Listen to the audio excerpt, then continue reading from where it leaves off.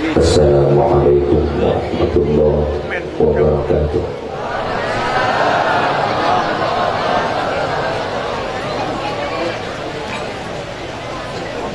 Alhamdulillah, nahmaduhu wa nasta'inuhu wa nastaghfiruh wa nastahdihi wa na'udzu billahi min shururi anfusina wa sayyiati a'malina. Man yahdihillahu fala mudilla lahu wa man yudlil fala hadiya lahu. Asyhadu an la ilaha illallah wahdahu la syarika lah. Khassana bi khairi nabiyyin ursila wa atamma alaina an-ni'mata bi a'zami dinin syuri'a. Faqala ta'ala al-yawma akmaltu lakum dinakum wa atmamtu alaikum ni'mati wa raditu lakumul islam dinan.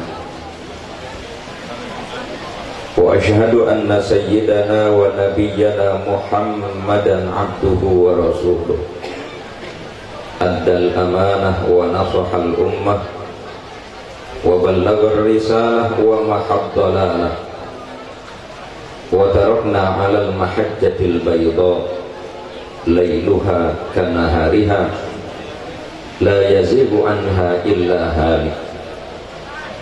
Man yuti'illaha wa rasulahu faqad faza fawzan 'azima wa man ya'sillaha wa rasulahu faqad dhalla dhalalan mubina. Allahumma salli wa sallim wa barik ala sayyidina Muhammadin wa ala alihi wa ashabihi al-mujahidin at-tahirin at-tayyibin. Amma ba'du, faqad qala Allah ta'ala fi muhkami tanzilihi wa huwa asdaqul qailin. A'udzu billahi minasy syaithanir rajim. Bismillahirrahmanirrahim. Innal ladzina qalu rabbuna Allahu tsumma istaqamu tatanazzalu 'alaihimul malaikah alla takhafu wa la tahzanu wa abshiru bil jannati allati kuntum tu'adun. Nahnu awliya'ukum fil hayatid dunya wa fil akhirah wa lakum fiha ma tashtahi anfusukum wa lakum fiha ma tad'un nuzulan min ghafurir rahim. Wa man ahsanu qawlan mimman da'a ila Allah wa 'amila shalihan wa qala innani minal muslimin. Sadaqallahul azim. Hadratil mukarramin wal muhtaramin, para alim ulama, para zu'ama, para asatid, para tokoh masyarakat, bil khusus al-mukarram wal muhtaram Kiai Haji Dr. Zainul Arifin, pengasuh Pondok Pesantren Al-Munawwirus Shalih, dan seluruh para kiai, para ulama, para habaib, para zu'ama, para asatid, aparatur pemerintah, bil khusus Bapak Wali Kota dan seluruh jajaran, hadirin bapak-bapak dan hadirat ibu-ibu, jamaah yang mudah-mudahan kita semua senantiasa dirahmati Allah Subhanahu wa ta'ala. Saya lagi nyari bacaan, katanya haul Imam Ghazali kagak ada bacaan ini, Pak.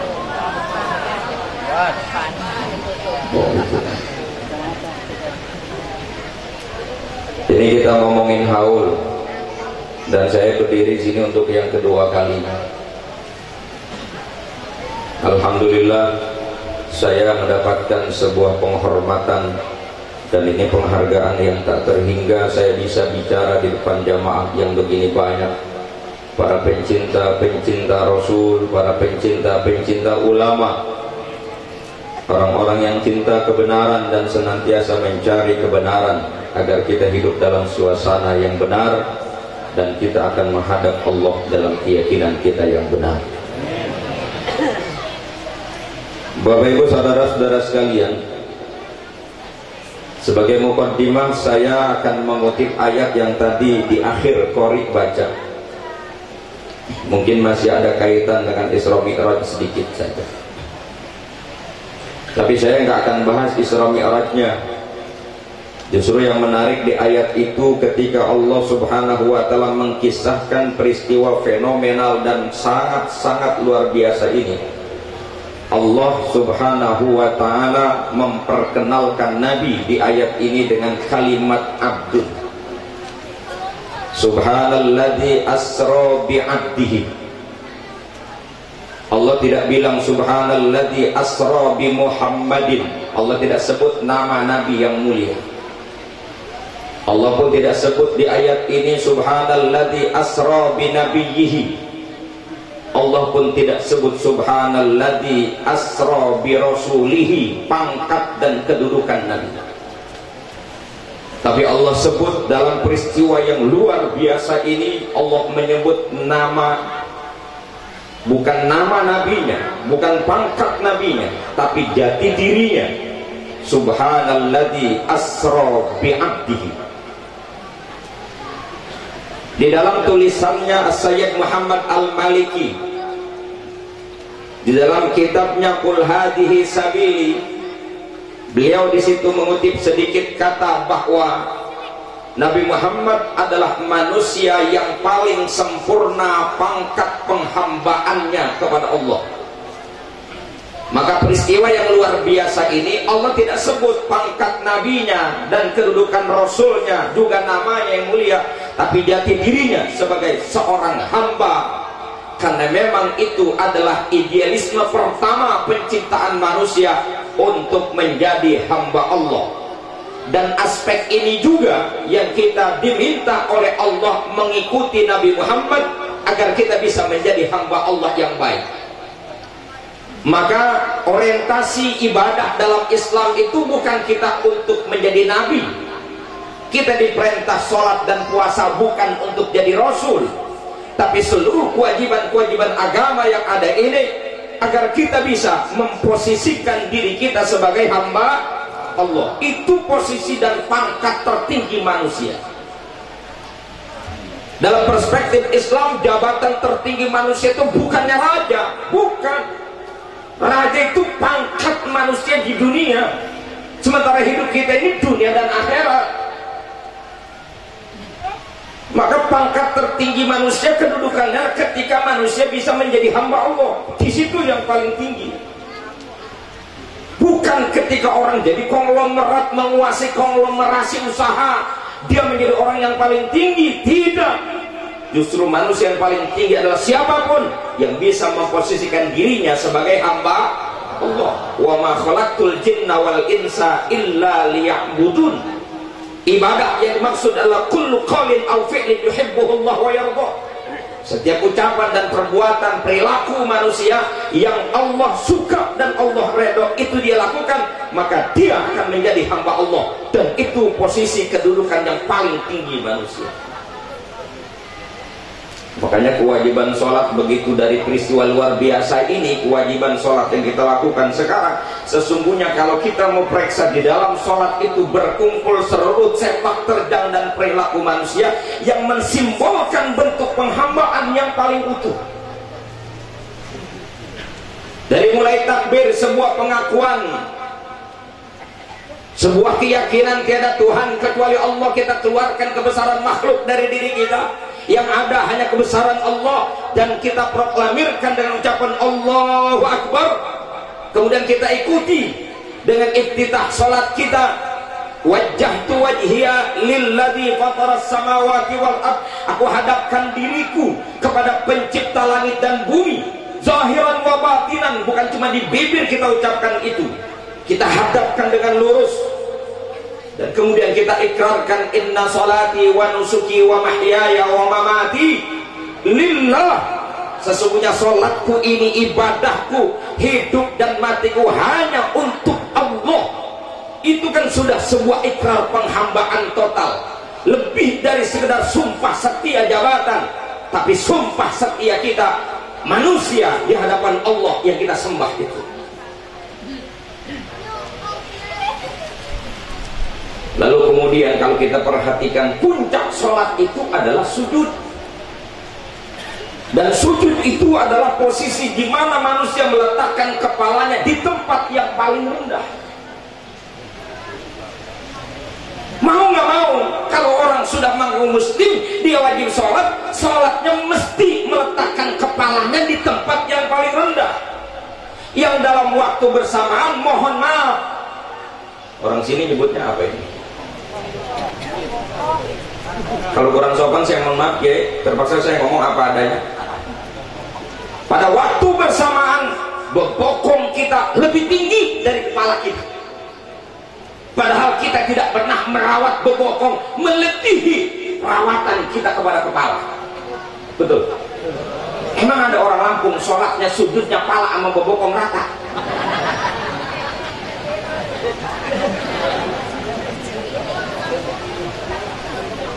Ini kepala kita ini anggota badan yang paling terhormat. Di sini ada akal yang sesungguhnya membedakan manusia dengan binatang, kan kekuatannya ada di akal. Ada di sini, di kepala kita. Lalu kemudian harga diri kita juga ada di sini. Nih ibu-ibu kalau dibelai sama suaminya, saya yakin akan senang dan bangga, betul. Tapi kalau kepala ibu ditoyor, sakit enggak nih kepala, tapi sakitnya tuh di sini. Betul Bu? Kenapa? Ini kehormatan. Pak, kita ditonjok orang masih bisa maafin. Diinjak orang gampang maafinnya Pak. Anggap aja dia khilaf. Tetapi kalau kepala kita diinjak orang, pasti kita pengen tahu lantarannya. Punya jurus apa sih dia? Nggak ngerti saya, dia berani injak kepala saya. Saya akan coba kekuatannya. Gak bisa siapapun. Kepala kita diinjak orang. Betul. Merawatnya pun mahal nih pala. Rambut aja kudu disampo. Orang dulu samponya merah. Orang sekarang pakai sampo sintetik. Gak cukup sampo, pakai lagi conditioner. Sekarang digabung jadi 3-in-1. Gak cukup cuma di shampoo, kemudian rambutnya supaya subur, gak gampang rontok, dipakai hair tonic. Dan supaya rambut ini gak tengik, pakai hairspray. Belum lagi muka. Kita kemana-mana bawa sapu tangan, bawa tisu. Buat apa Pak? Buat muka. Itu mulu yang kita rawat, yang lain mah enggak. Apalagi ini perempuan, udah urusan perawatan muka, ini ngabisin waktu, ngabisin uang. Betul. Ini asal Bapak tahu nih, ibu kalau urusan dandan, kudu sabar lah Pak. Ini kalau pakai bedak yang bener itu kan pertama mesti pakai bedak pembersih plus dengan kapas. Makan waktu Pak itu. Selesai bedak pembersih, bedak pelembab. Habis bedak pelembab, bedak dasar. Habis bedak dasar baru bedak utama. Habis bedak utama satu lagi, blush on. Buat ini nih, pinggiran. Apa udah selesai dia dandan kayak begitu? Eyeshadow. Nih kalau yang duitnya banyak dia beri dari Maybella atau dari Revlon. Yang gak punya uang mungkin sapu lidi dikecek, tempelin ke dandang, dicorekin hitam juga lumayan. Tapi sambil berdoa mudah-mudahan gak hujan ya Allah. Eyeshadow. Udah selesai Pak? Belum. Diambil lagi kotak kecil isinya 6 warna dengan kuas kecil segini. Buat apa? Buat ngecat kelopak mata. Nih. Ini mesti teliti dan hati-hati, penuh perhatian. Gak bisa sembarangan, gak bisa asal jadi. Kenapa? Pewarnaannya mesti seimbang. Gak mungkin hijaunya lebih banyak di kanan, kuningnya di kiri. Betul. Dari situ turun ke bawah, eyeliner, sifat mata. Selesai sifat mata, dia belum pede karena bulu matanya terlalu halus. Dia tambah lagi dengan maskara. Dia pun pernah nonton TV, ada artis Syahrini punya maskara yang disebut dengan maskaranya Syahrini yang anti badai dan tsunami. Dia pakai. Selesai. Bibir. Di bibir kolesannya nggak kesali lewat. Pertama lipstik dasar agar tidak iritasi bibirnya. Habis itu baru lipstik utama, merah, maron atau warna pink, tergantung hobinya dia. Habis itu supaya merekahnya bagus, tahan lama, ada lagi alatnya namanya lip gloss, minyak lipstik. Habis dari situ satu lagi alatnya namanya ballpen lipstik, buat beresin pinggirannya agar tidak berecetan. Ibu udah teriak-teriak aja nih, Ustadz ngerti salon apa? Saya bukan karyawan salon, Bu. Ini namanya sekedar mubalik, kudu menjelasin ya, kudu yang dipaham orang, Pak. Kalau saya kagak ngerti juga ribet juga gimana jelasinnya. Apa yang saya maksud? Ini kepala udah dari sono, kehormatan kita ada di sini, kemuliaan kita di sini, gengsi kita di sini. Mulia dari sananya. Ngerawatnya pun mahal, tapi ketika kita menyatakan diri kita adalah hamba Allah, Allah perintahkan kita untuk taat dan melaksanakan kewajibannya. Salat yang menjadi simbol ketaatan kita. Saat sujud kita letakkan kepala yang mahal dan terhormat ini di tempat yang paling rendah. Itu tidak pernah kita lakukan untuk seorang manusia manapun, tidak untuk seorang raja, tidak untuk presiden, tapi itu hanya kita lakukan untuk Allah Subhanahu wa ta'ala. Maka sholat adalah lambang penghambaan manusia yang paling utuh. Maka Nabi menerima kewajiban sholat pun saat itu Allah mengintrodusir Nabi, memperkenalkan Nabinya tidak dengan pangkat dan namanya, tapi jati dirinya sebagai manusia yang paling sempurna tingkat penghambaannya kepada Allah Subhanahu wa ta'ala. Maka itu sebenarnya visi hidup kita ini adalah bagaimana menjadi hamba Allah yang baik. Itu saja. Siapapun kita, mau petanikah kita, pedagangkah kita, politikuskah kita, birokratkah kita, konglomeratkah kita, ibu rumah tanggakah kita, yang paling penting pencapaian bagaimana menjadi hamba Allah. Itu yang paling penting sebetulnya. Dan terakhir, sholat itu ditutup dengan salam. Salam itu menggambarkan bagaimana seorang muslim harus mampu membangun hidupnya ini untuk kehidupan bersama. Ditutup dengan salam. Salam itu doa. Assalamualaikum warahmatullahi. Mudah-mudahan keselamatan dilimpahkan kepada kalian semua dari Allah. Khobariyatun lafzan insa'iyatun maknan, kalau kata yang ngaji balaghah. Bentuknya kan khobariyah, tapi maksudnya insya itu doa. Doa kepada siapa? Kalau kita baca dalam kitab I'anatul Talibin, begitu kita salam mengucapkan salam ke kanan, artinya kita mendoakan seluruh makhluk Allah yang ada di depan kita dan ada di sebelah kanan kita. Begitu kita mengucap salam yang kedua, kita ucapkan Assalamualaikum. Yang kedua, berarti kita mendoakan makhluk yang ada di sebelah kiri kita dan yang ada di belakang kita. Tercakup semua doa kita untuk seluruh manusia. Maka itu kemudian seorang muslim adalah orang yang selalu mampu menjaga kedamaian dan perdamaian.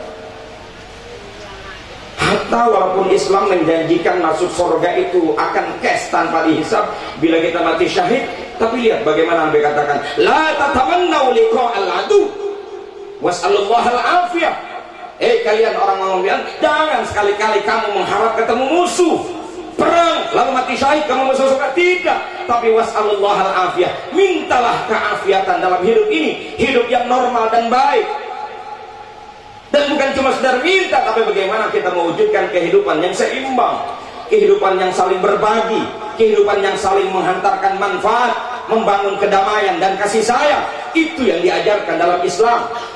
Lengkaplah kemudian sholat ini mensimbolkan hablum minallah dan hablum minannas. Makanya itu kemudian sholat itu fil Islam bimanzilatir ra'si fil badan. Sholat dalam Islam kedudukannya sama dengan kepala untuk badan. Manusia boleh hidup nggak punya tangan, manusia boleh hidup nggak punya kaki, tapi nggak mungkin ada orang di Lampung nggak punya pala bisa hidup.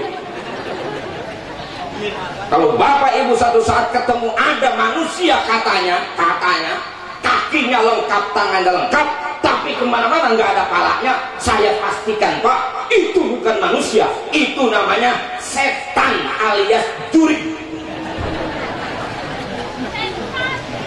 Betul. Nah ini kita ada di sini sekarang berkumpul memperingati haulnya orang besar, Al-Imam Hujjatul Islam Abu Hamid Muhammad bin Muhammad Al-Ghazali, seorang yang telah mampu menorehkan tinta emas dalam hidupnya, dan sejarah perjalanan hidupnya menginspirasi banyak orang, dan kemudian kitabnya menjadi rujukan banyak para ulama dan pencari kebenaran. Dan saya yakin almarhum al-maghfurlah Kiai Muhammad Shaleh pun mengidolakan beliau Al-Imam Al-Ghazali.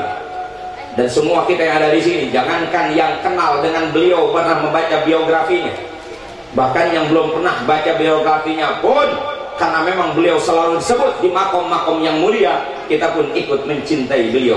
Itulah posisi manusia yang pernah menjadi hamba Allah. Allah akan angkat terus derajatnya, Allah akan sebut, Allah akan beritakan kepada orang-orang yang ada di belakang mereka kemudian, termasuk kita yang hidup masa kini. Kita tidak pernah sejaman dengan beliau. Beliau lahir pada tahun 450 Hijriah, jauh masanya dari kita, sudah hampir 1000 tahun yang lalu. Tapi lihat apa yang beliau lakukan sebagai hamba Allah, ternyata telah mampu menginspirasi hamba Allah yang lain. Kita kan pengen hidup kita kayak begitu itu. Pengen gak kira-kira? Ya, untuk Iwang pengen doang. Pengen aja pengen. Makanya penting juga nih diangkat manakibnya beliau, diperingati haulnya. Banyak hal yang menarik sesungguhnya dari posisi penghambaan ini,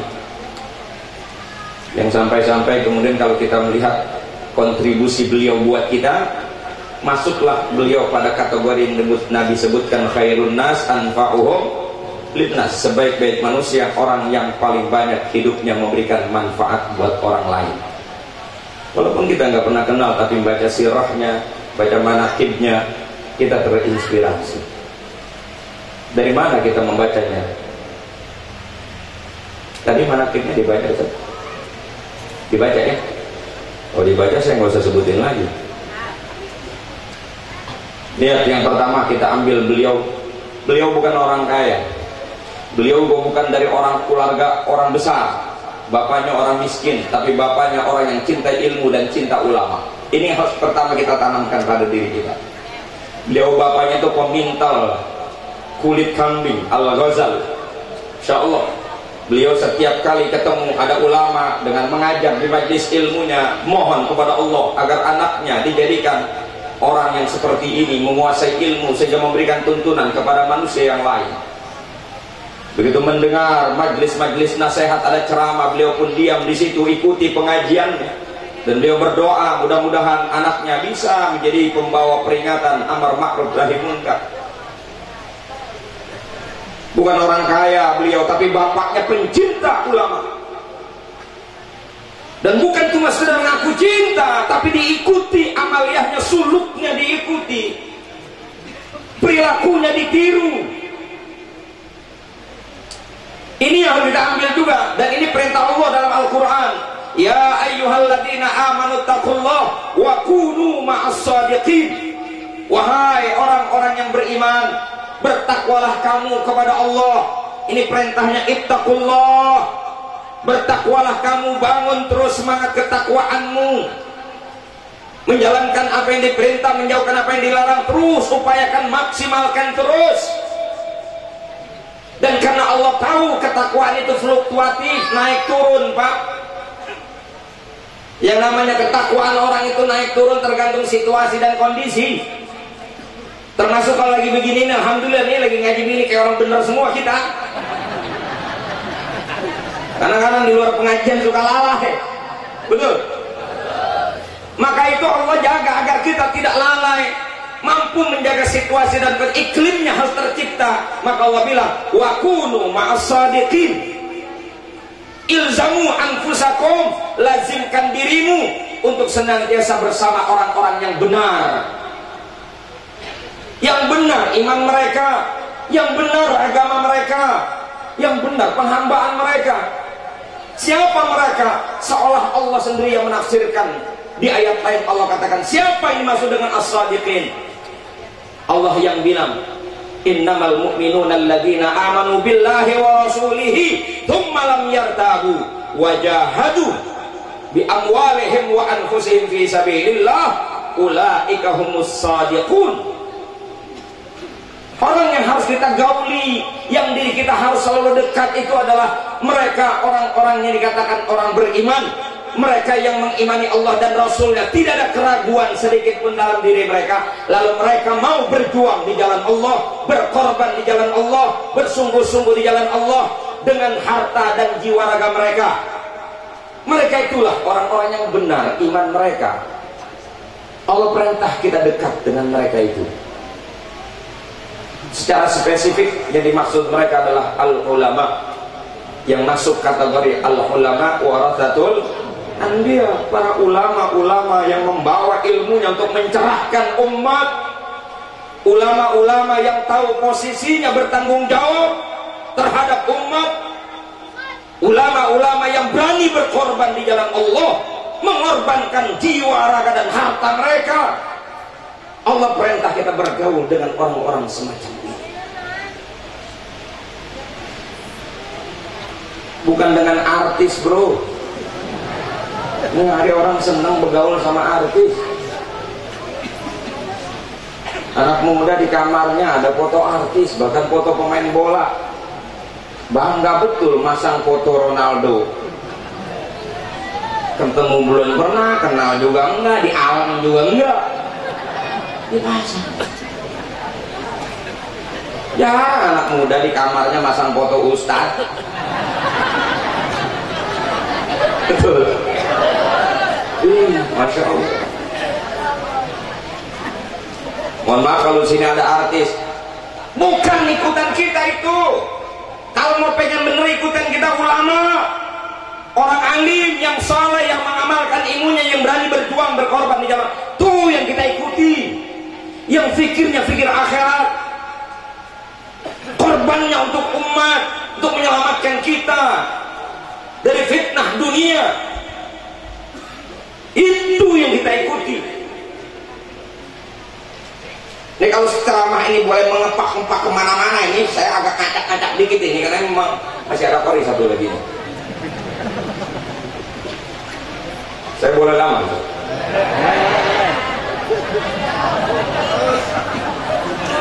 Ini bahayanya kalau kita bukan ngikutin ulama, karena sekarang orang bukan ngikutin ulama, Pak. Ngikutinnya itu yang salah. Artis diidolakan, rame-rame anak pengen jadi artis, betul? Rame-rame dukung itu artis. Saya pakai kemarin orang sini ketika Subrok masuk semifinal dukung semua kayaknya. Dia bangga, nggak betul ya? Nggak betul kan? Nggak, alhamdulillah.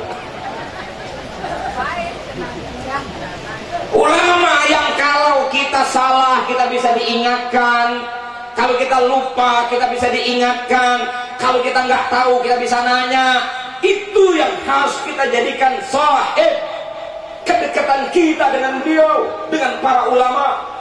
Majlis-majlisnya para ulama, majlis-majlis yang disebut dengan majlis dzikir, majlis ilmu, yang kata Nabi, idza maratum bi riyadil jannah farta'u, apabila kalian ketemu ngelewatin taman sorga, jangan lupa kamu mampir. Wa ma riyadul jannah ya Rasulullah, apa yang kau masukkan dengan taman sorga itu? Majalisul dzikir, ay majalisul ilm, majlis di mana ada dzikir, majlis di mana ada orang diperingatkan untuk jadi orang baik, menjadi hamba Allah, majelis ilmu yang bisa menuntun manusia pada kebaikan. Itu taman sorga, bukan organ tunggal. Betul.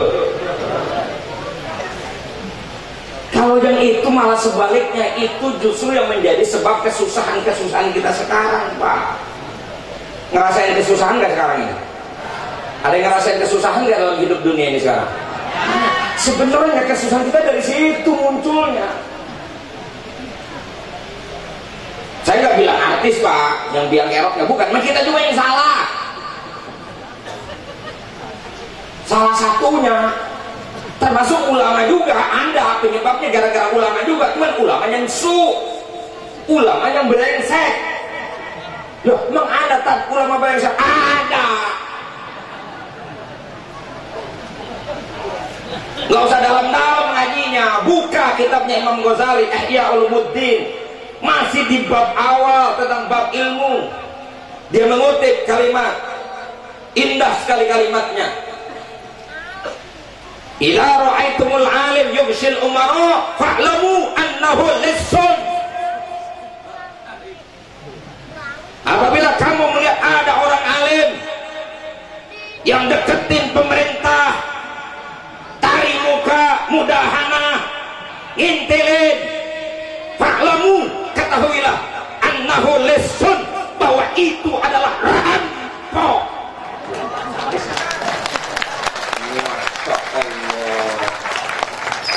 Itu Imam Ghazali dari sebuah perenungan beliau ketika mengalami masa-masa kegundahan. Tapi jangan lebay pakai dalil ini. Terus itu ngelihat ulama sama Umar duduk bareng, kita bilang, nah isu. Lebay ente, ini salah pengertian. Kalimat itu ada yang disebut dengan mantuk, ada mafhum. Ada pemahaman yang secara letterlek, ada yang memang secara substantif. Ada makosidnya biar jelas. Yang dimaksud lisun juga yang kemana-mana bawa proposal, ngarep-ngarep dibagi, muji-muji, diturutin aja sehingga membenarkan kebohongan. Orang bohong kita antepin, orang salah kita biarin karena udah dapat sumbangan. Itu yang lisun. Tapi kalau dekat dengan Umaro untuk memberikan bimbingan, gandeng tangan sebagai tanggung jawab kepada umat agar programnya ada keberpihakan kepada umat dalam rangka iqamatul adli wal musawah, ya tidak jadi masalah. Kenapa? Konteksnya adalah sama-sama menegakkan amar ma'ruf nahi munkar. Pakai dalilnya gak usah lebay, Pak. Kayak dalam kasus rumah tangga itu, Nabi kan kalau manggil bininya, ya Humairah, wahai istriku yang wajahnya kemerah-merahan.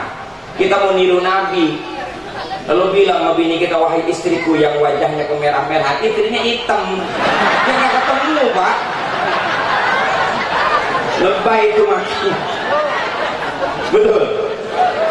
Hanya makan bukan malah memuji istri, malah nyakitin bini itu namanya. Harus tepat penggunaan dalil. Sama juga ketika ini namanya majelis taklim, gak usah heran Bapak kalau di sekolahan orang berani bayar uang berapa aja. Kalau majelis taklim roman-romannya orang tua pada ogah bayar, itu karena salah make dalil. Dalil yang mestinya dipakai sama ustadz dipakai sama wali murid. Dalilnya wali murid dipakai sama ustaz. Ini yang gak pernah ketemu butirannya. Contoh ayat, ittabi'u man la yas'alukum ajra, ikuti yang tidak minta upah. Walaupun straight ayat ini hitopnya buat kita semua, jangan ngikutin orang yang minta upah, tapi pesan moral mendalamnya adalah kepada pelaku dakwah itu, pada ustadz, kiai. Ente kalau pengen diturut dan diikuti oleh umat, ajaran ente mau dipakai oleh masyarakat, ente jangan minta upah. Tuh lihat Nabi, mestinya dipakai itu oleh ustadz. Sementara wali murid pakai no dalil yang lain. Yang Nabi bilang apa? inna ahaqqo ma akhadtum minal ajri kitabullah. Orang yang paling berhak kamu berikan upah adalah orang yang ngajarin kitabullah. Orang yang ngajarin agama itu lebih berhak untuk ente bayar. Itunya dipakai, terbalik. Ustadz pakai dalil itu. Kata si Ustadz, Nabi bilang yang paling berhak dibayar itu guru ngaji. Kata si Ustadz. Kata si ibu, lah kan Yasin kita baca bolak-balik tiap malam Jumat, ayatnya jelas, ikuti yang kagak minta upah. Ustadz nggak boleh dong minta bayaran. Ya udah nggak ketemu. Ini cara penggunaan dalil yang keliru, salah terap. Ini namanya alias gagal paham. Balik lagi ke depan ya. Tuh, ikuti ulama yang benar, yang bisa mendatangkan kasih sayang Allah, rahmat Allah, hidayah Allah turun dengan sebab ulama yang memang masih yakin dengan kebenaran dan mau memperjuangkan kebenaran. Kata Allah, ikuti mereka, dekati mereka. Imamuna wa qudwatuna Al-Imam Muhammad bin Idris Asy-Syafi'i pernah bersenandung dalam syairnya, uhibbus salihin walastu minhum la'alli an anala minhum syafa'ah wa akrahu man bida'atuhumul ma'asi walau kuntu sawa'an bihimul bida'ah. Aku mencintai orang-orang soleh, aku berusaha mencintai orang-orang soleh, walastu minhum, walaupun aku bukan termasuk orang soleh. Kata Imam Syafi'i, kenapa aku berusaha mencintai orang soleh? La'alli an anala minhum syafa'ah, agar aku bisa mendapatkan syafaat, keberuntungan dunia dan akhirat dengan sebab bergaul dengan orang-orang soleh. Di akhirat nanti udah pasti Pak, kata Nabi, almar'u ma'aman ahabba yaumal qiyamah. Seseorang nanti akan bersama orang yang dia cintai. Waktu di dunia pada hari kiamat dia akan ngumpul dengan orang-orang yang dia cintai. Termasuk kita ngaku cinta sama Nabi, kita berharap nanti pada masa digiring bersama Nabi. Termasuk kita cintai orang-orang saleh, kita cintai para ulama-ulama kita ini, kita cintai mereka ajarannya, kita teladani prinsip-prinsipnya, kita ikuti fatwa-fatwanya, karena kita cinta sama mereka. Insya Allah bukan cuma di dunia kita dibilang muridnya kiai, tapi nanti di akhirat kita akan dikumpulin bersama para kiai walaupun kita bukan kiai. Nah kalau cintanya sama artis, ini ngumpul menjia. Masya Allah. Ini kata Imam Syafi'i, uhibbus salihin walastu minhum la'alli an anala minhum syafa'ah wa akrahu man bida'atuhumul ma'asi walau kuntu sawa'an bihimul bida'ah. Dan aku berusaha membenci orang-orang yang amalnya adalah maksiat walaupun aku sendiri adalah ahli maksiat. Padahal Imam Syafi'i bukan ahli maksiat. Beliau orang yang sangat terkenal kesalehannya, kezuhudannya, kewaroannya. Sebegitu kelas Imam Syafi'i masih merasa perlu bergaul dengan orang-orang soleh. Kealiman Imam Syafi'i semua orang ittifaq mengakui beliau orang yang sangat alim.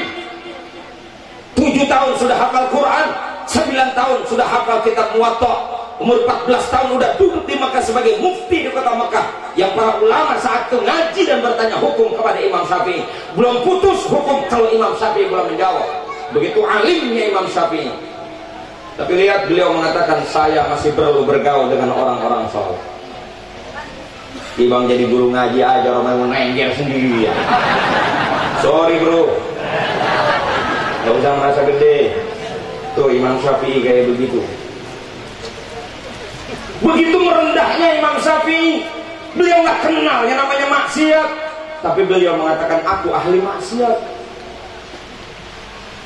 Setahu kita cuma ada riwayat ketika Imam Syafi'i lagi mau mungut kertas catatannya karena ditiup angin. Begitu dia pungut, dia nunduk, begitu dia bangun ada perempuan lewat, angin kegedean, ini terkebat nih betisnya, ini keangkat betisnya, kelihatan Imam Syafi'i. Apa yang terjadi? Rontok hafalannya Imam Syafi'i. Itu yang riwayat kemudian dalam diwannya Imam Syafi'i tulis, dia ngadu kepada gurunya, syakautu ila waqi'in su'a hifzi fa arsyadani ila tarkil ma'asi.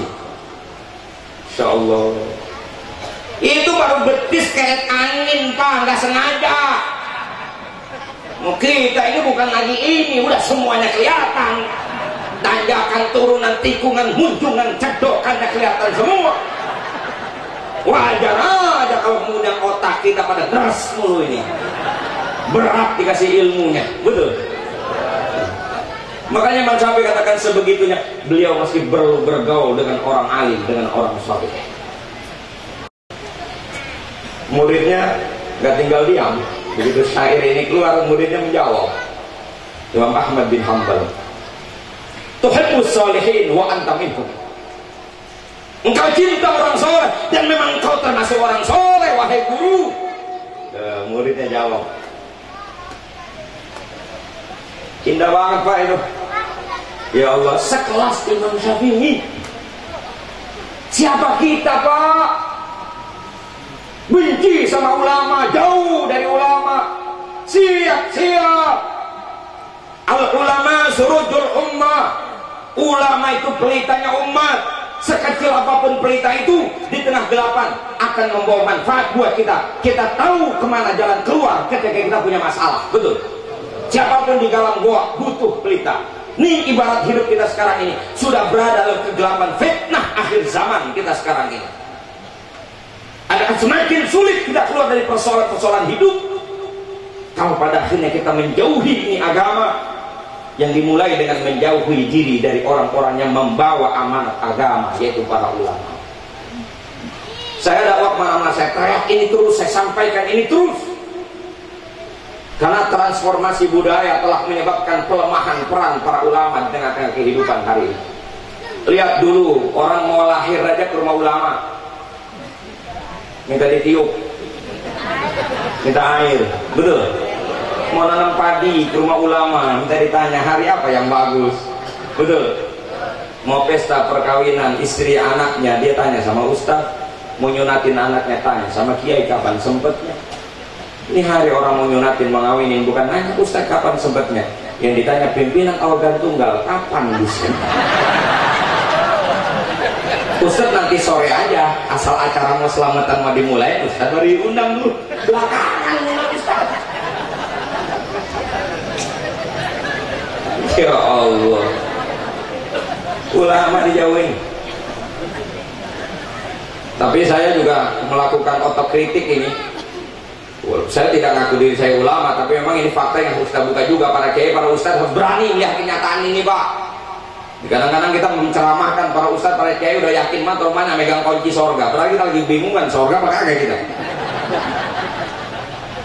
Kadang-kadang hadis ancaman mulu kita keluarin. Sayati zamanun ala ummati yafirruna minal ulama wal fuqaha fayabtaliyahumullah bi thalathi baliyatin. Lancang kita sampaikan. Nanti akan datang masanya di mana manusia akan lari dari ulama dan orang-orang yang ngerti hukum, maka Allah akan turunkan 3 bencana. Saudara-saudara, hati-hati. Ya. Loh, kita harus berani menyatakan, pertanyakan kembali kenapa umat, di samping memang umat udah pasti salah dia kalau jauh, tapi tanya kenapa juga mereka jauh dari kita, kenapa? Harus berani nanya itu, jangan nyalain umat mulu. Benar? Mohon maaf nih Ustaz, saya bukan ngomelin Ustaz ini Pak. Kita mumpung masih di sini nih, kita masih memperingatkan Pak. Tapi kuburan lo kali ngingetin lagi kita. Mumpung masih di sini, mudah-mudahan kita bisa merubah perilaku kita. Betul. Kalau mereka sih jauh dari kita, pasti bencananya besar itu. Berkah hidup diangkat kayak sekarang. Orang dulu makan pakai ikan sepat aja udah senang. Betul. Orang dulu makan pakai garam aja campurin telur udah enak. Orang dulu makan pakai capcay, pakai daging, pakai ini, pakai itu, hambar. Itu kan tanda nggak berkah hidup ya. Kemudian yang paling ujung itu paling apa? Dia akan tinggalkan dunia tanpa membawa agama. Ini yang paling menakutkan. Betul itu. Tapi umat juga, ulama juga harus berani mempertanyakan kenapa umat meninggalkan kita hari ini. Salah satunya adalah kita tidak lagi mampu memerankan diri sebagai agen perubahan di tengah-tengah umat. Kita tidak mampu menjadi uswah dan qudwah bagi umat. Bahkan kadang-kala dengan mudahnya umat mengatakan, ah kiai mah cuma bisa ngomong doang. Kenapa itu keluar? Karena mereka lihat keseharian. Coba Bapak perhatikan, ini umat yang ngomong, bukan saya. Ini menyampai ke telinga saya. Kata umat, tuh lihat Ustaz, yang mana-mana juga hari Jumat aja kotak amal asal lempengan dia lewatnya kenceng.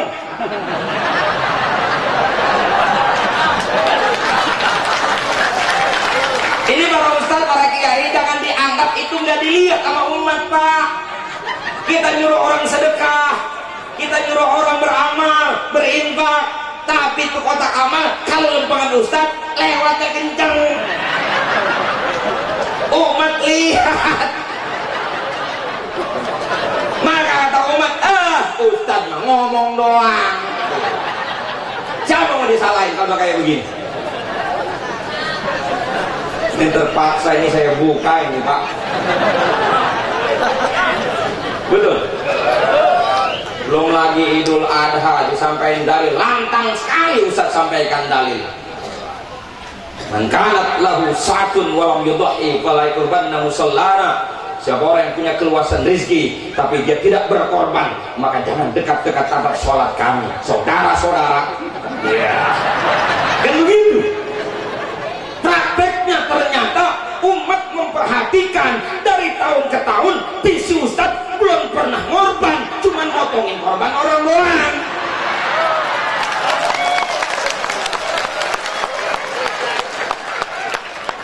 Celakanya lagi, umat nungguin daging korban dibagi-bagi sampai siang bulan dapat, si Ustaz habis motong dapat paha pulang duluan.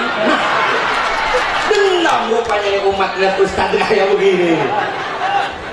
Mudah-mudahan yang begini nggak ada di Lampung.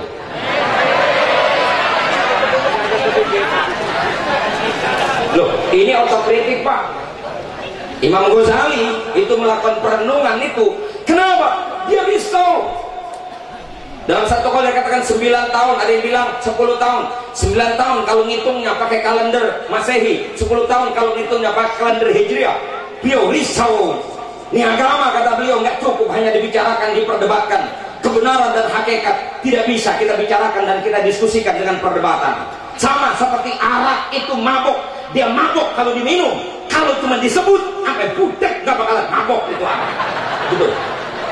Roti itu kalau cuma disebut tidak akan mengenyangkan. Betul. Benar kan? Jadi agama ini kalau cuma dibicarakan juga tidak akan pernah membawa manfaat. Agama itu bukan sekedar ilmu.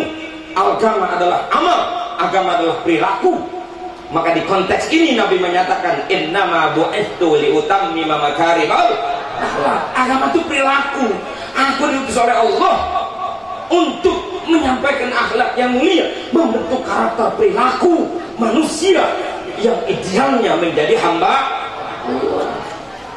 Jadi bukan cuma sudah kita bicarakan dan kita diskusikan, kita kaji dan kita perdebatkan secara mendalam saja, tapi bagaimana kemudian masuk pada wilayah ilmu ma'al amal. Apalagi kemudian bisa menjadi fitnah kalau kemudian para pemberi petunjuk ini, para ulama yang menjadi ikutan umat, tidak mampu memberikan contoh dan keteladanan yang baik buat umat. Ini yang juga menjadi kerisauan saya juga. Saya ceramah mulu kemana-mana, kadang-kadang ngerjain kagak mampu juga. Aduh, mana ayatnya jelas banget lagi. Atakmuruna nasa bil birri wa tansawna anfusakum wa antum tatluna al-kitab afala taqilun. Kan saya mau orang Betawi, Pak. Asal dibilang afala taqilun udah sadis banget itu. Afala taqilun, bahasa orang Betawinya belum punya otak. Parah itu, Pak.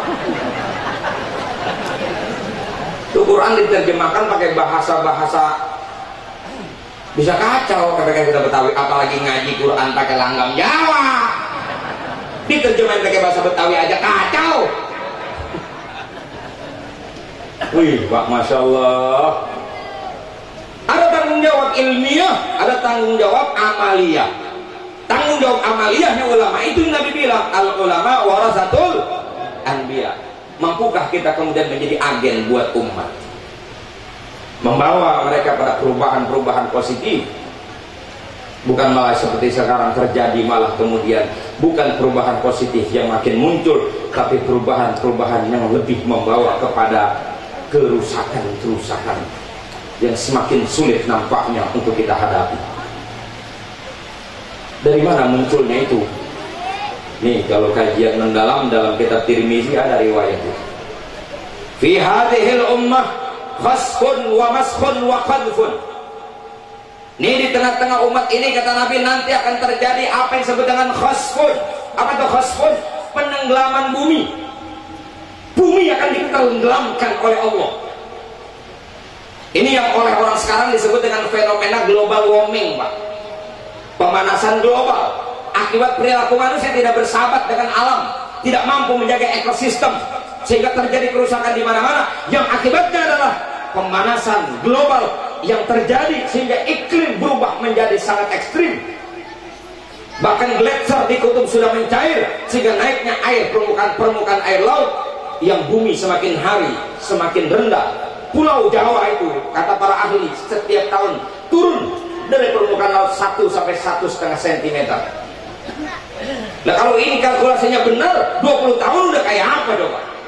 Ini yang dimaksud dengan penenggelaman bumi. Bahkan secara jujur para ahli mengatakan, Indonesia ini banyak pulau-pulau yang sudah hilang dari peta. Itu salah satu bentuk penenggelaman bumi. Gunung Kalimanjaro yang sepanjang tahun, sepanjang usia dunia membeku, sekarang hanya tinggal 1/4. Sudah mencair. Ini disebut dengan penenggelaman bumi. Yang kedua, khasfun. Manusia akan dirubah oleh Allah. Apa perubahannya? Seperti terjadi pada Bani Israel. Allah akan robah mereka menjadi al-qiradata wal khanazir. Allah akan robah mereka menjadi monyet dan babi. Ketika menafsirkan hadis ini, para ulama menyatakan bahwa sangat mungkin terjadi pada suatu masa di mana manusia akan dirubah oleh Allah menjadi monyet dan babi. Hanya Imam Mujahid yang menyatakan bahwa yang dimaksud perubahan monyet dan babi bukan manusia yang jadi monyet dan babi, tapi perilakunya persis seperti monyet dan babi. Nah, kalau perilaku monyet babi mau banyak Pak sekarang. Apa maksudnya monyet? Monyet itu makhluk yang pelit, medit, kikir korat, bakhil, pantat kuning, butut gasiran. Itu monyet. Kagak percaya? Ibu boleh bukti. Ibu ke kebun binatang atau kemana ngeliat monyet, pokoknya asal dikasih makanan pasti ditangkap. Temennya yang sama-sama nyari kutu tadi dilupain, tinggal pagi dilemparin lagi, ini belum habis nih, nangkep lagi nih. Jadi kalau ada di kampung kita orang yang penghasilannya gede, uangnya banyak, kaya raya, tapi sama tetangga, sama saudara pelit, medit, kikir, korek, bakhil, pantat, kuting, butut gasiran, tuh dia monyet asli.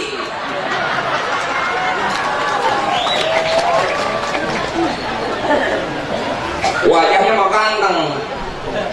Makanya orang-orang yang ahli mukasyafah suka nggak jadi masuk masjid, Pak. Yang Allah angkat hijab mukasyafah, Allah perlihatkan, yang sembahyang, Pak, monyet sama bagong. Pulang lagi nggak jadi. Berhubung kita mah nggak punya ilmu mukasyafah, kita cuman taunya ilmu muka siapa. Taunya cakep dong sama jelek. Udah, Masya Allah nggak bisa lihat. Yang kedua babi. Babi itu makhluk yang cari makannya nggak lihat-lihat lagi bener apa salah. Bagong itu kan kalau makan moncongnya dimasukin, matanya di atas. Apapun yang dia sedot nggak lihat. Jangan nanya lagi sama mata, apaan itu? Enggak, sedot aja judulnya. Mau cacing sedot, karet dedek sedot, kotoran sedot. Bagong. Perilaku manusia yang sudah tidak lagi mengindahkan hukum halal haram, yang penting perutnya kenyang, yang penting kaya, mau nipu, mau korup, mau bohong, membunuh, apapun bisa dilakukan demi mendapatkan dunia. Bagong.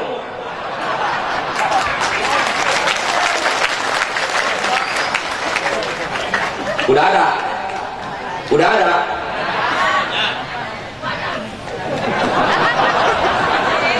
Yang ketiga, di akhir zaman akan terjadi yang disebut dengan qadfun. Qadfun itu bumi akan ditimpahi, akan dilontar oleh benda-benda ruang angkasa. Benda-benda ruang angkasa akan jatuh menimpa bumi. Dan itu kalau bumi, benda-benda ruang angkasa jatuh menimpa bumi, itu nanti kita baru ketemu pemahaman ketika nanti di akhir zaman manusia akan kembali ke zaman onta. Di mana teknologi? Udah nggak bisa Pak, karena begitu benda ruang angkasa jatuh menimpa bumi, maka bumi akan menjadi medan magnetik. Mobil nggak bisa lagi jalan, sepeda udah bisa digowes Pak, udah macet semua. Itu ketika benda langit udah menimpa bumi. Dan badan antariksa Eropa, juga badan antariksa Amerika NASA, itu sudah menemukan ada benda besar yang besarnya berlipat-lipat dari bumi, sekarang sudah bergerak, titik koordinatnya sudah diketahui dan kecepatan pun diketahui, dan itu pada tahun sekian dianggap bakal menimpa bumi.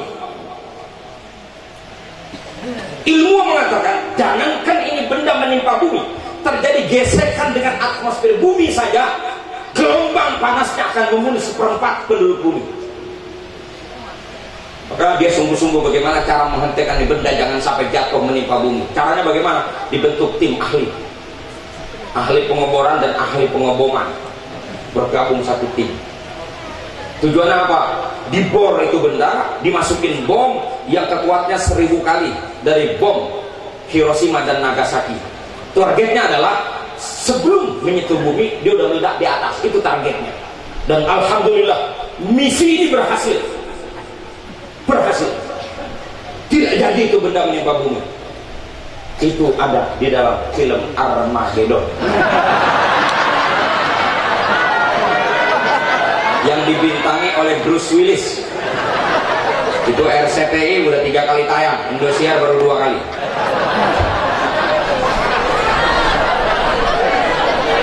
Kenapa Bu? Lo serius, siapa bilang nggak serius? Ya orang-orang sana tuh kalau bikin film serius Pak, ini memang fakta ilmiah, film fiksi ilmiah, itu memang betul begitu. Cuman itu diilustrasikan dengan film seolah mereka udah berhasil, karena mereka mau nyombong aja, merasa dia paling hebat. Padahal mereka gak bikin film doang, ya udah ngerjain, enggak, itu bendanya masih ada, sekarang lagi jalan. Entah nebahnya di Lampung atau di Jakarta. Ya kecil-kecil udah mulai jatuh, meteor, asteroid ya, mulai jatuh. Waduh. Jadi kalau orang maha paham ilmiah sekarang baru ngangkat kasus ini Pak, Nabi udah ngomong 1400 tahun yang lalu. Ini salah satu bukti kebenaran Nabi kita Muhammad. Bukan rekayasa Nabi, tapi ini informasi datangnya dari Allah Subhanahu wa Ta'ala. Saya gak akan bahas itu panjang lebar. Cuma ketika Nabi mendengarkan itu, sahabat nanya sama Nabi, mata yakunu dzalika ya Rasulullah, itu bumi bakal tenggelam, manusia akan dirubah jadi monyet dan babi, kemudian tuh bumi akan kejatuhan benda ruang angkasa, kira-kira kapan kejadiannya? Tuh sahabat nanya. Sahabat aja Pak yang zaman itu belum nyampe Pak, takut. Ya kita nggak ada takut. Sampai sahabat memperdalam nanya kapan. Nabi nggak nyebut tahunnya tahun berapa, tapi Nabi jawab, kata Nabi, idza zaharatil qainatu wal ma'azib wa syuribatil khumur. Itu semua akan terjadi apabila yang disebutkan al-qainat. Al-qainat itu biduan, penyanyi, artis alias selebriti. Itu sudah zoharo. Zoharo itu muncul. Jadi kalau matahari muncul mengalahkan sinar bulan, matahari muncul maka siap, bulan ini kelihatan. Jadi zoharatul kainat, artis muncul mengalahkan pamornya para ulama, orang soleh tidak lagi jadi ikutan, tapi artis dan selebriti menjadi rujukan manusia. Itu saat dimana bumi akan ditenggelamkan oleh Allah. Udah mulai sekarang.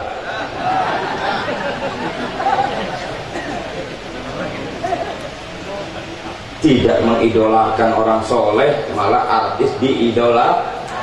Saya kemarin makanya apa namanya itu, apa yang online itu, prostitusi online di kalangan artis.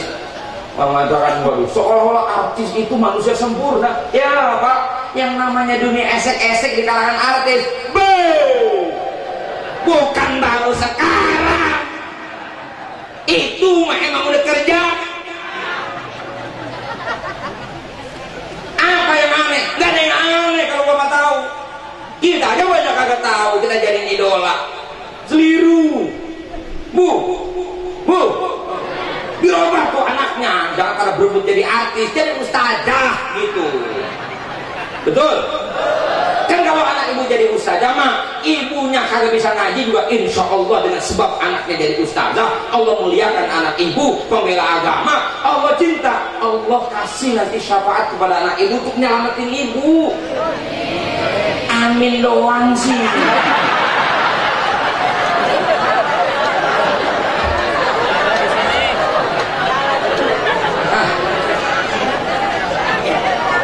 Boro jadi ustaz aja, ngaji aja kagak bisa, orang tuanya kagak pernah risau.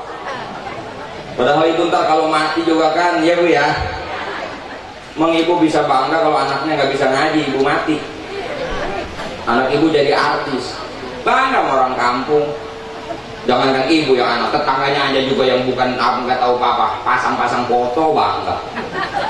Tapi kebanggaan itu cuma di dunia, ntar begitu ibu mati ngarepin apa coba? Saya sering kasih contoh, bapak ibu anak jadi jenderal dibilang, kok anak jadi jenderal, bangga orang tua gini. Sampai kapan bangganya? Masuk kubur, berhenti bangganya. Apa mentang-mentang punya anak jenderal, kemudian dia bisa kirimin pistol buat nembak Munkar Nakir?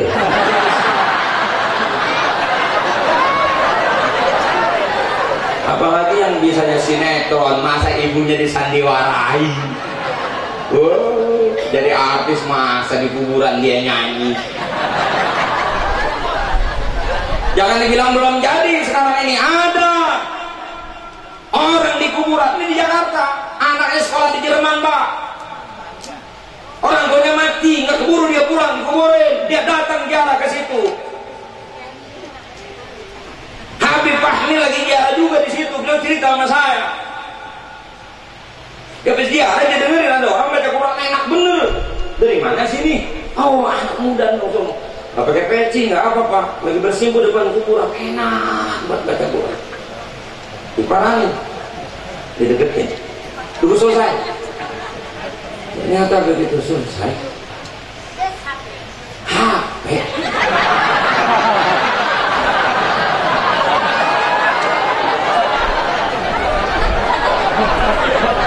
Kata Habib, lah saya pikir ada yang ngaji tadi. Enggak apa ini? Ustaz, saya nggak bisa ngaji. Terus kamu datang kemari? Saya ziarah Pak, dapat berita orang tua saya meninggal, saya di Jerman, nggak keburu pemakamannya, sekarang saya datang ke kuburan. Terus, ya saya datang begini. Terus, ya setel kaset. HP, ada Qurannya saya setel. Kamu nggak bisa baca? Nggak bisa Pak Ustaz. Terus nggak bisa baca, jadi yang baca. Masya Allah. Disoalkan awaladin solihin yad'u lahu, waladin solih. Gimana coba kita mati punya anak gak bisa ngaji, dia aja mah HP. Kebayang gak zaman sekarang bisa kejadian kayak begitu? Ini fakta. Inna lillahi wa inna ilaihi. Fitnah apalagi yang terbesar. Bencana apalagi orang tua kalau anaknya cuma bisa ngaji pakai HP. Bahkan masjid aja musola sekarang jarang orang baca Quran, yang baca kaset sama radio. Kaset radhiyallahu anhu.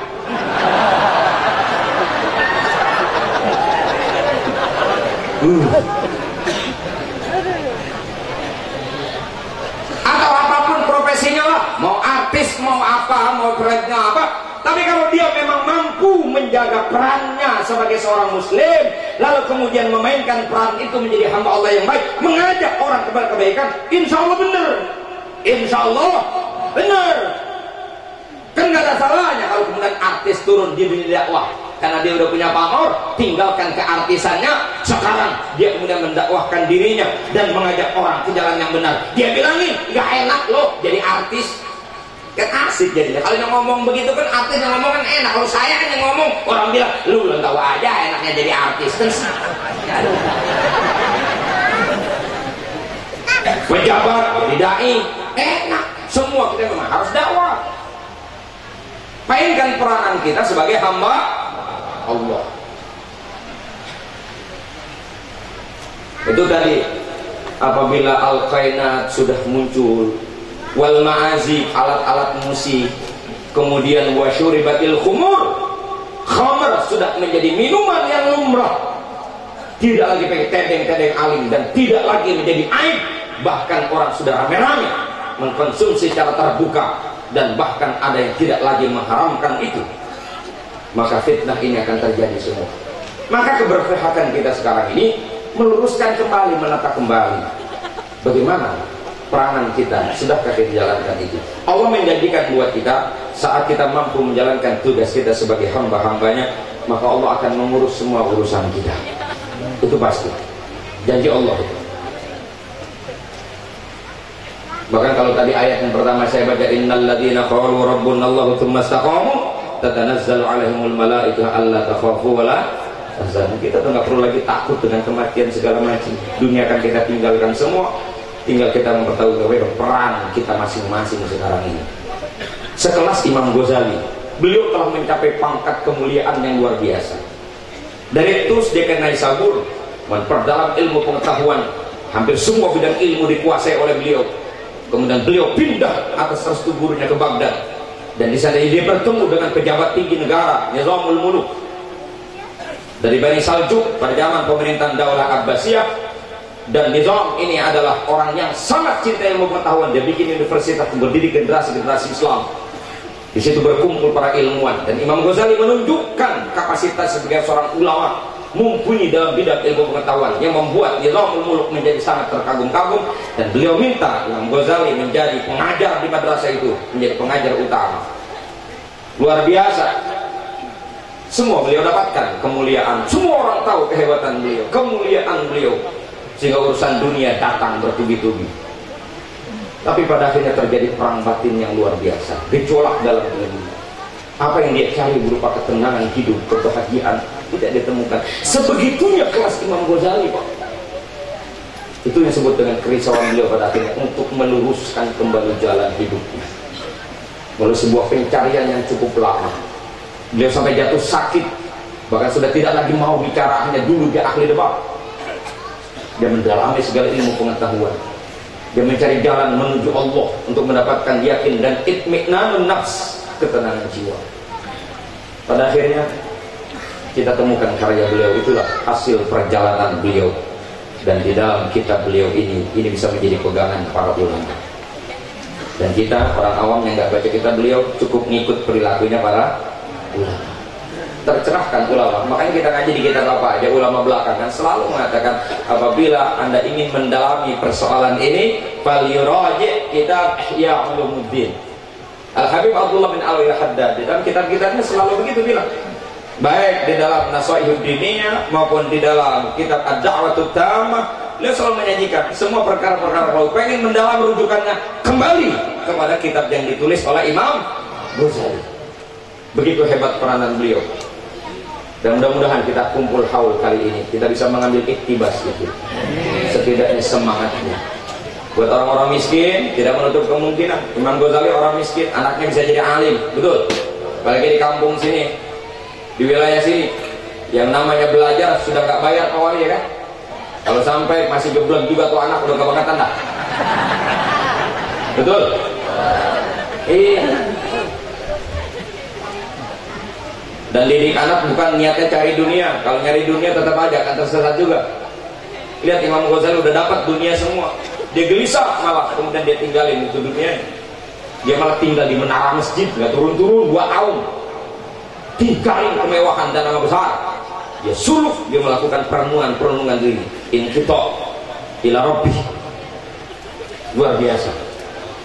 Kalau dunia mau kita cari capek Pak, nggak ada akan pernah habisnya.